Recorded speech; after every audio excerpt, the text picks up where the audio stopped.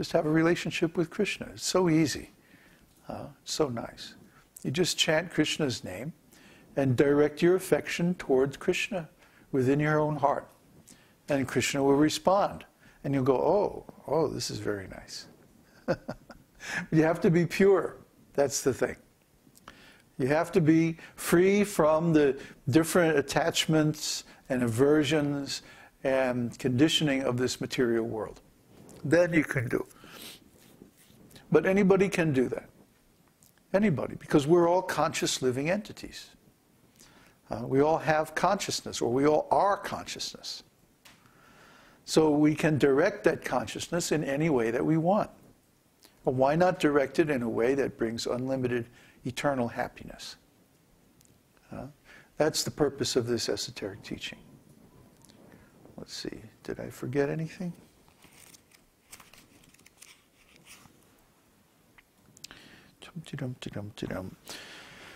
Yeah, so the Ganges River is very big.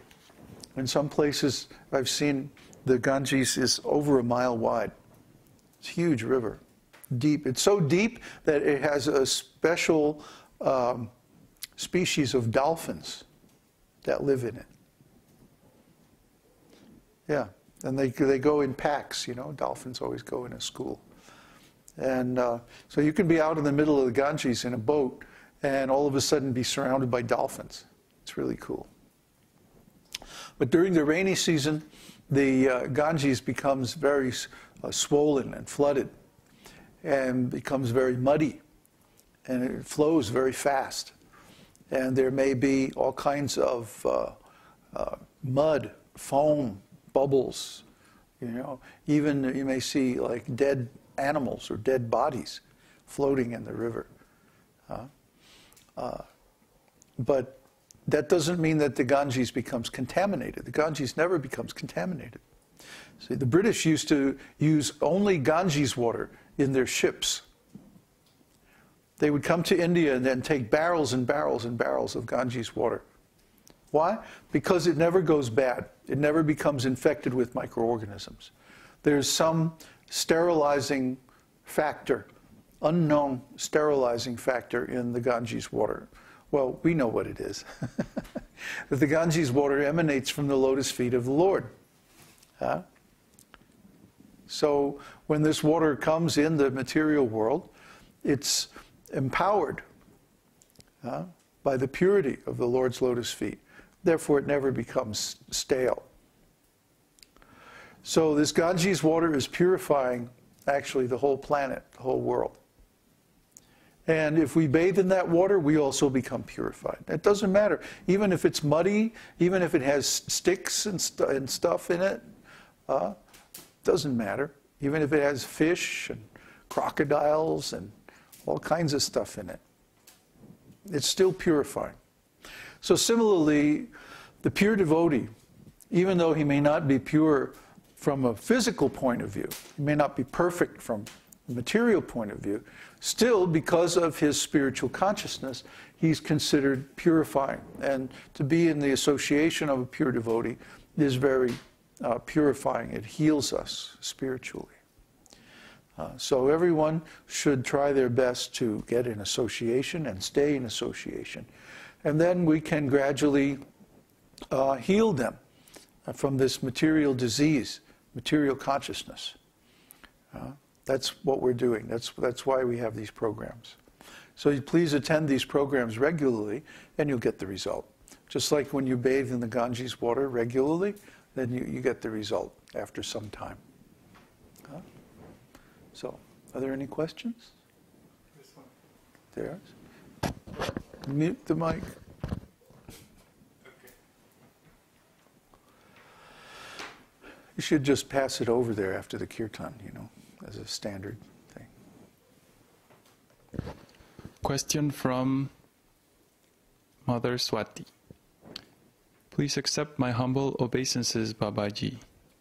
If an astrology reading subject have many Raj Yogas in their chart, what other yogas in the chart can indicate success in devotional service?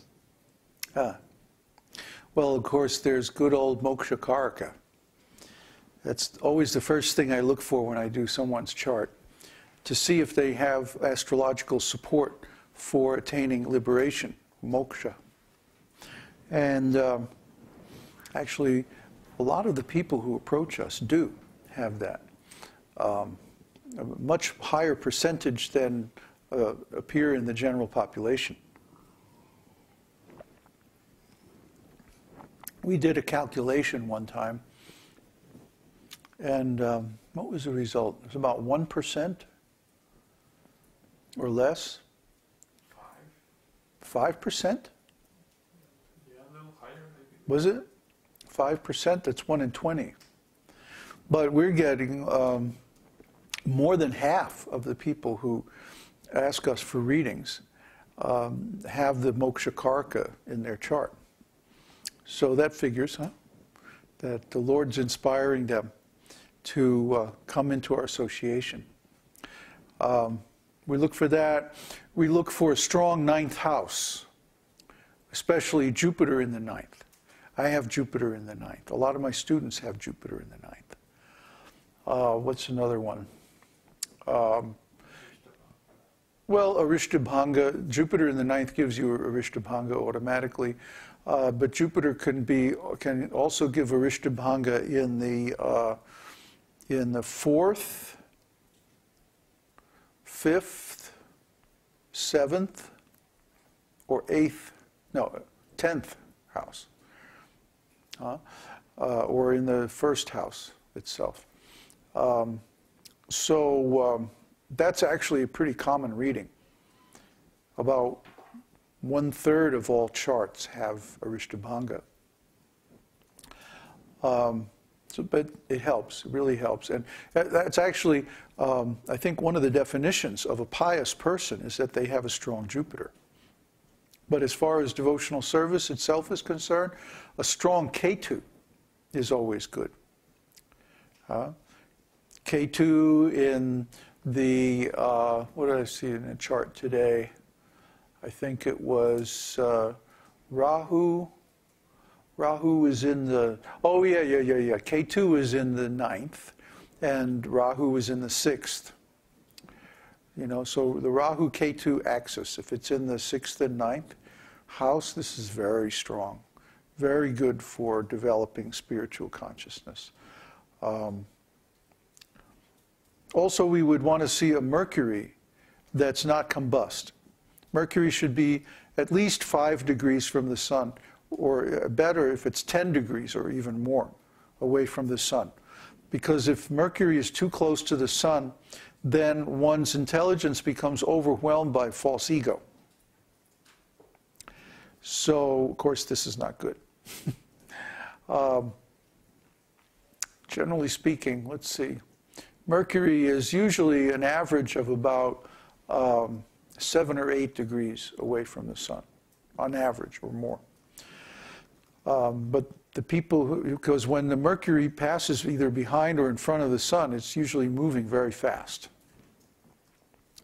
So it spends comparatively less time within 5 degrees of the sun than it does outside. But still, you want to make sure that a person's Mercury is not combust. Actually, I don't see too many charts with a combust Mercury, because those people usually don't approach people like us. So similarly, Mars should be in a good position. If Mars is exalted, or at least in his own house, or a Mulikatrona house, if Mars is in an angle house, that's also good. Because a bad Mars can really make your life miserable and make it very hard for you to advance spiritually. Because Mars always causes disturbance. And similarly, Saturn is funny, you know. I've seen people with really, really nasty Saturn positions become very good devotees. I have a bad Saturn. I have Saturn in the 5th in Cancer, retrograde. But what it does is that Saturn, when you have a bad Saturn, oftentimes it will close off all avenues of material enjoyment. Saturn in the 12th, oh, you know, or Saturn in the 8th house. Oh, that's tough. But it closes off the possibility of material enjoyment, and then that pushes the person towards spiritual life. Because after all, if you can't get enjoyment from material life, you have to get it somewhere. So, you know, what are you going to do? What other source is there except spiritual life? So if a person has other good indications in their chart that permit them to contact devotees, then a bad Saturn is not always a disqualification. It can actually be good for the person in the long run. And also you want to see, generally speaking, you want to see that if a person has